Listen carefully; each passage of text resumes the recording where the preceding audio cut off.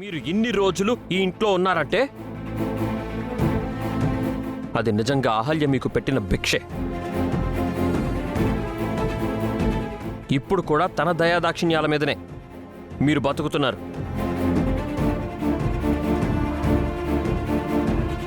మీకు ఆస్తి ఇవ్వాల్సి వస్తుందని నేను ఈ మాట అనట్లేదు. బావలాంటి వాళ్ళకి ఆస్తి ఇచ్చినా నిలబెట్టుకోలేడు. బావ సంగతి తెలుసు కూడా నువ్వు వెనకేసుకొస్తున్నావు అంటే నీ చేతిలో కూడా రూపాయి మిగలదు. మీరు బయటికి వెళ్తే బతకలేరని అహల్యకి బాగా అర్థమైంది. అందుకే మిమ్మల్ని క్షమించమని ఇంట్లోనే ఉండనివ్వమని బతులాడుతుంది.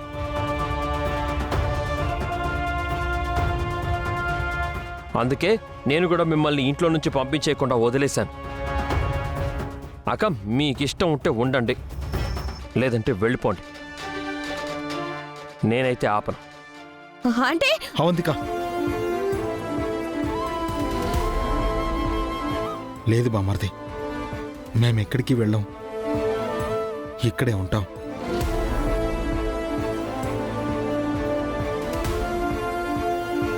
నన్ను క్షమించండి మావయ్య.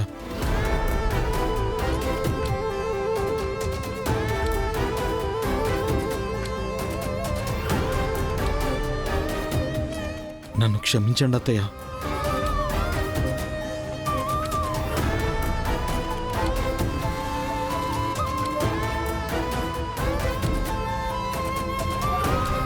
మమ్మల్ని క్షమించండి సిస్టర్. అయ్యో వద్దండి. అయ్యో ఎందుకండి వాళ్ళకి అలా దండాలు పెడుతున్నారు? నువ్వు ఊరుకో అవంతిక, నీకేం తెలీదు. మనం తప్పు చేశాం, క్షమించమని అడగడంలో తప్పు లేదు. అహల్య క్షమించమంటోంది కాబట్టి మిమ్మల్ని వదిలేస్తున్నాను. మీకు ఇదే లాస్ట్ వార్నింగ్. ఇంకోసారి ఇలా చేశారంటే ఇంకెప్పుడు చేయను మావయ్య, మీ మీదొట్టు. ఈసారి అహల్య వల్ల తప్పించుకున్నారు. మళ్ళీ ఇలా చేస్తే ఇంటి నుంచి గెంటేయడం కాదు, ఏకంగా జైలుకు పంపిస్తాం. వెళ్ళండి లోపలికి.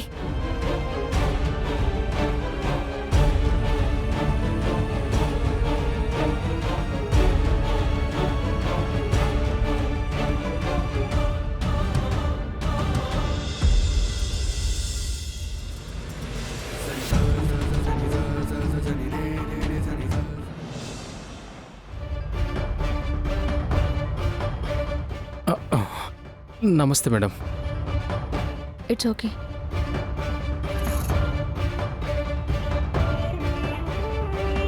ఇప్పుడు ఎలా ఉంది?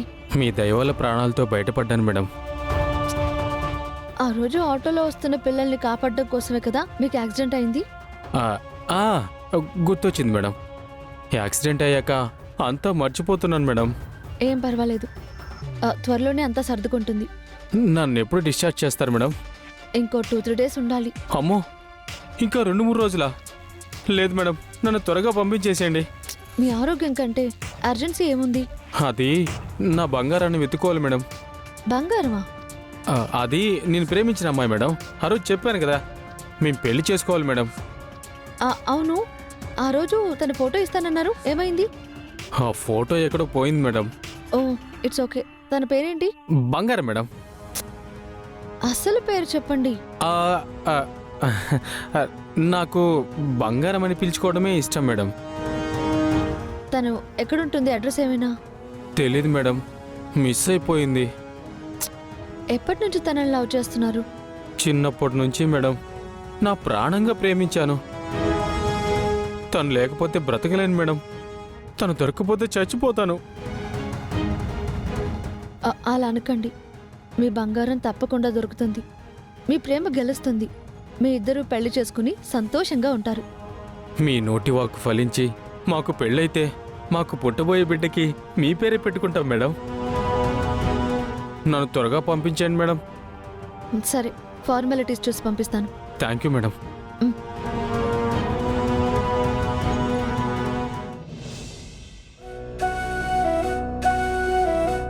ఎందుకండి మా నాన్న ఆపారు? ఎందుకు మా అక్క బావని క్షమించారు? వాళ్ళని వెళ్ళని చూడొచ్చు కదా. వాళ్ళెక్కడికని వెళ్తారండి? వాళ్ళకి మీరు తప్ప ఎవరున్నారు?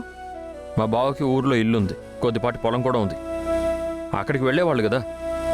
అక్కడికి వెళ్ళి ఏం చేస్తారు? ఇన్నాళ్ళు సిటీలో సుఖంగా ఉన్న వాళ్ళని పొలంలో వ్యవసాయం చేయమంటారా? ఒళ్ళొంచి కష్టపడ్డప్పుడే కదండి బుద్ధి వస్తుంది. ఆ కష్టం మొదటి నుంచి అలవాటు చెయ్యాలండి. మధ్యలో పని చేయమంటే ఎవరి వల్ల కాదు. పైగా పల్లెటూరులో బుజ్జిగాడు చదువు ఎలా కొనసాగుతుంది చెప్పండి? వాళ్ళ తిప్పలేవో వాళ్ళు పడేవాళ్ళు కదా, మీరెందుకు జోక్యం చేసుకున్నారు?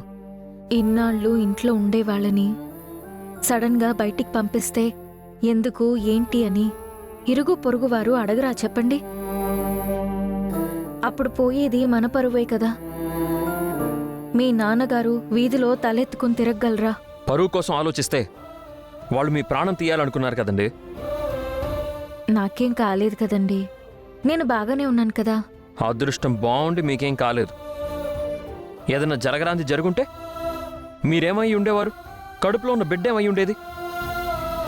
ఆ దేవుడున్నాడండి, నాకేం కాదు, అన్నీ ఆయనే చూసుకుంటాడు. తెలియక ప్రమాదం వస్తే ఎవరు ఏం చేయలేరు. కానీ వాళ్ళు ప్రమాదం అని తెలిసి కూడా పక్కన పెట్టుకోవడం కరెక్ట్ అంటారా? మీరు ఎంతసేపు మిగతా వాళ్ళ గురించి ఆలోచిస్తున్నారు తప్ప మీ గురించి మీరు ఆలోచించట్లేదు. మీకేమన్నా అయితే నా గురించి ఆలోచించడానికి మీరున్నారు కదండి. నాకేం కాకుండా మీరు చూసుకుంటున్నారు కదా. మీ గురించి నేను ఆలోచిస్తున్నాను, కానీ నా గురించే మీరు ఆలోచించట్లేదు. ఒక ఇల్లు అంటే బామ్మగారు, తాతగారు, నాన్నగారు, అమ్మ, అక్క, అన్న, వదిన, బావ, తమ్ముడు, పిల్లలు, ఇలా అందరూ ఉండాలండి. అలాంటి ఉమ్మడి కుటుంబాలు ఈ రోజుల్లో కరువయ్యాయి. కొద్దో గొప్పో ఈ ఇంట్లో కొంతమందైనా ఉన్నారు. ఉన్న కొద్ది మందైనా కలిసి ఉండాలనేది నా కోరిక. ఇంట్లో అందరూ కలిసి ఉండాలని కోరుకుంటున్నారు, కానీ మీరు నాతో కలిసి ఉండాలని అనుకోవట్లేదు కదా.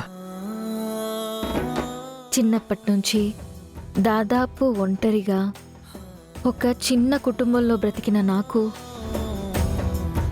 ఈ ఉమ్మడి కుటుంబం చూసిన తర్వాత చాలా సంతోషం అనిపించింది.